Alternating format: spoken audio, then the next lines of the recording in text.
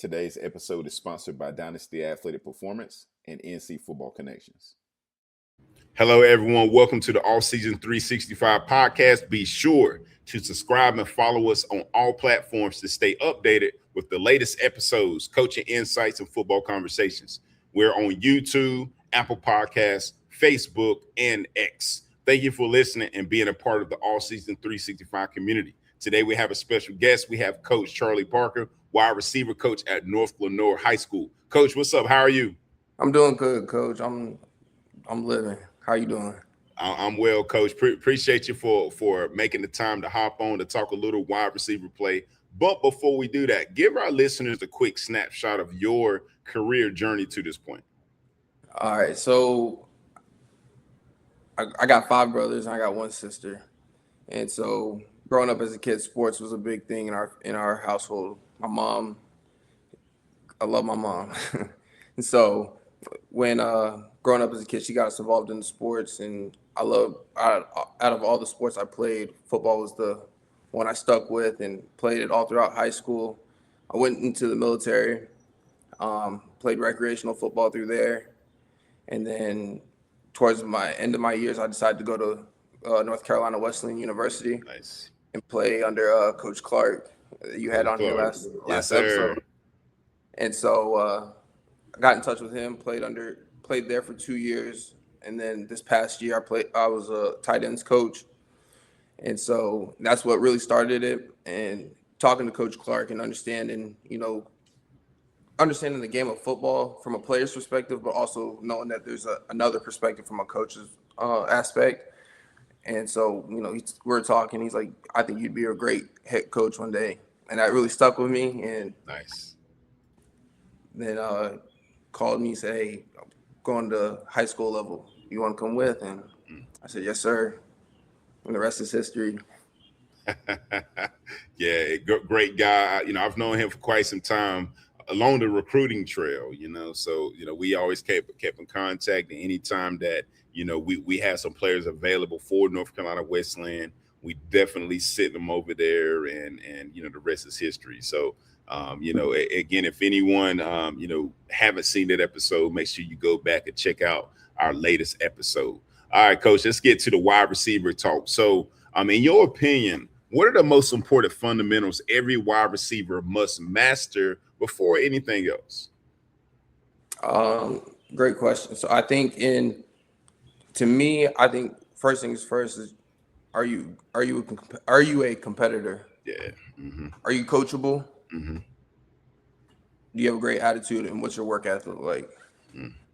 And to me, the biggest thing to me, I think, is having a great attitude and coaching.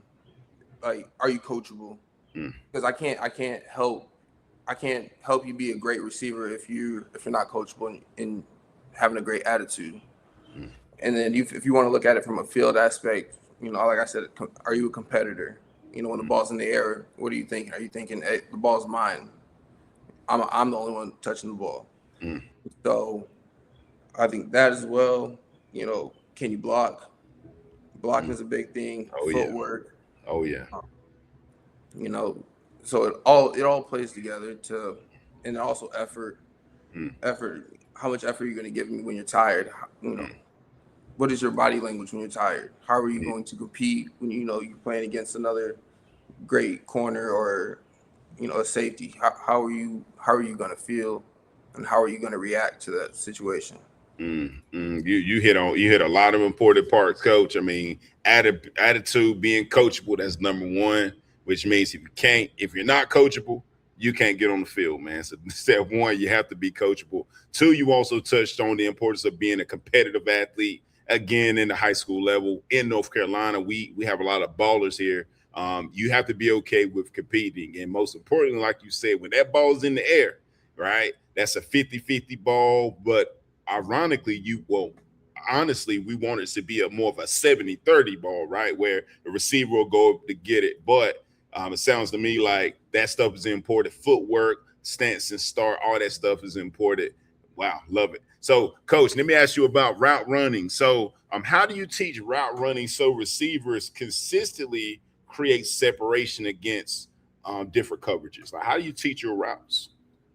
So the way I like to teach it to our guys right now is I have them I have them I have them rep it at the end of practice. We go through Nice. our whole passing tree Mm. and go over it every time. Show them what depth, how depth when you catch it, which way you turn it. You turn it inside, you turn it outside. Mm. Also, going over in film, just looking at, all right, this is how you identify the coverage. Just all you have to read is read the safety. Safeties give away the coverage. At the end of the day, that's how you read the defense. And so also that, and then just repping it against, giving them different looks of what does cover 3 look like? How am I going to run a dig against, man free, one hole, cover 2? How am I going to run a post? How am I going to run a fade? Just give them different looks on coverages throughout practice, or what the game plan is, or who we're playing that week. Very, very thorough. And what I appreciate most is you walk through or run through the route tree at the end of practice, like still in time, still in reps. That's very, very important. And I know that some coaches don't teach the route tree. I get it, but just free game. I personally recommend that, like Coach Parker, that you teach a route tree so that those athletes that desire to go to the next level, they have a baseline for the route tree, because in college and even in NFL, they use route trees, right? And again, there's multiple ways to skin a cat, but I believe that you should at least introduce it to them so that if they happen to go to college, they can get on the field faster because you in the high school ranks have already talked about it, so very, very good point there. So Coach, let me ask you this: what separates a good high school receiver from a great one in today's game? I think what separates a great high school player to get to the next level is, are you willing to be a student of the game? There you go. Yep. Are you trustworthy? Mm-hmm. Effort is effort to me is the biggest thing. Is effort. Are you a student of the game? What are you doing to better yourself? Get 1% better in whatever it is: route running, footwork, releases, working hand-eye coordination. Are you taking care of your body? That's the biggest thing for receivers, because they take a lot of bumps and bruises. Yes, they do. Are you working on your craft? How are you working on your craft? Are you getting bigger, faster, stronger? And so those are things that I believe that take a great high school receiver to the next level.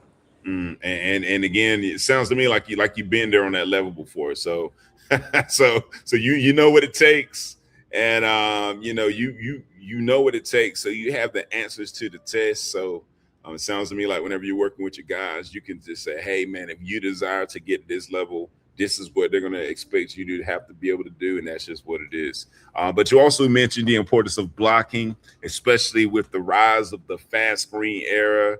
The layups, where the quarterbacks are coached to just catch and get it out, which means you have to be able to block on the perimeter. So how much emphasis do you place on blocking, and how do you develop a physical mindset at that position? Being out wide, I have this motto I tell our guys is, no block, no rock. I think everybody heard that. It's true. Block, no rock. If you can't block, don't expect to get the ball. And so, as a matter of fact, I'm going over with the guys right now our ways of blocking. ABCD: align, base, contact, and drive. I like that. So I like to teach. I want you to go to where he wants to go. If he wants to stay outside, keep him outside. Like that. Don't let your feet. Do not let your feet stop chopping. When you make contact, don't just let your feet die out. Make contact, drive them. Drive them. Take them, bring them to the sideline. Come, bring them to stand right next to me. But also, I want you to have that. I want to see, are you going to compete? I just want to see, are you just gonna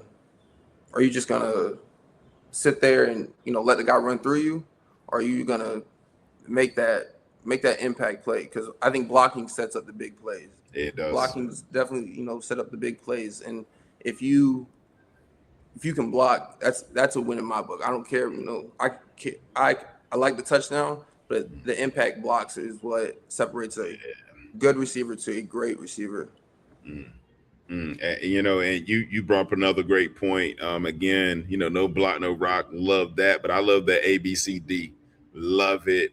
I really do. But like you said, that the blocking sets up the big play. I mean, for example, let's say that you have one receiver blocking his tail off, and the other receivers catching the ball behind the line of scrimmage, and that corner is triggering, crushing them. Right. Well, guess what? That next play can be a pump. Where, hey, he holds his hands up and the guy that was doing all the dirty work run down the field, and that's 6 points. But that also, but perimeter blocking also, to add on to what you said, perimeter blocking also helps in the passing game, right? Those long touchdown runs happen because wide receivers are blocking, right? And if the receivers are not blocking, that running back might be running. Well, guess what? That corner is going to come in late and make a tackle. So, like you said, man, that perimeter blocking is very, very important. And without it, man, like those explosive plays are just harder to come by. So let's talk about mistakes, Coach. So, what are the most common mistakes you see young wide receivers make, and how do you correct them? A lot of mistakes that I see our young guys make right now, just off of something simple as stances and starts. That's a everyday drill for us. Pre-practice is stance and starts. I see a lot of guys picking up that front foot instead of loading up, taking that first step of that back foot. Wasting steps. Exactly. Also, see a lot of guys start crossing their hands, standing in the starts. I thought I was the only one that was tripping. Okay. You're not the only one, man. You're not the only one. Also, the biggest thing I see, and I think it's just this generation right now, is not looking at the ball, not watching the ball, not watching the ball. And so our guys, like to go off the sound. And sometimes I mess with them, and hey, I'll say go, but the ball's not moving. That's always the funniest when you say go and they run and doing it, and everybody just standing there. The quarterback is like, "No, I don't have the ball yet." That's always the funny. We do the same thing in practice, because they need to be looking at the ball. And so that's another one. And then another one I would say is not using our hands. Is just they think they can just bump and run. Sometimes you got a hand fight. And so those are just some mistakes that I see, but we're still correcting it. And how we correct it is, just emphasize the little things. Pay attention to the little details. The little details matter the most. The little details set up that big picture. Well,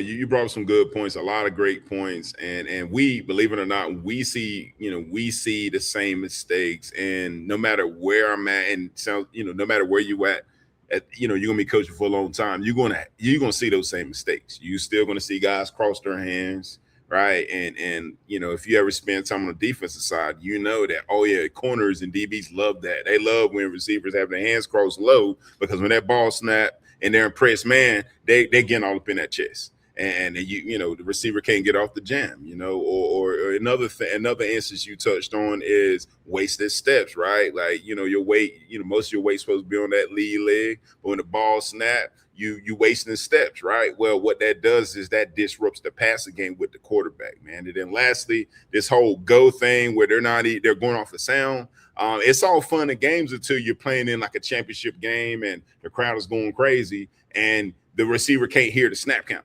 You know what I'm saying? So you got to train those eyes and you got to be disciplined.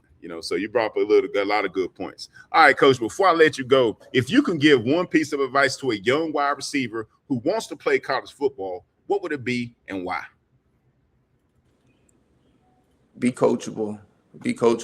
Have a great attitude, great work ethic. Pay attention to the little details. The little details add up to the big things.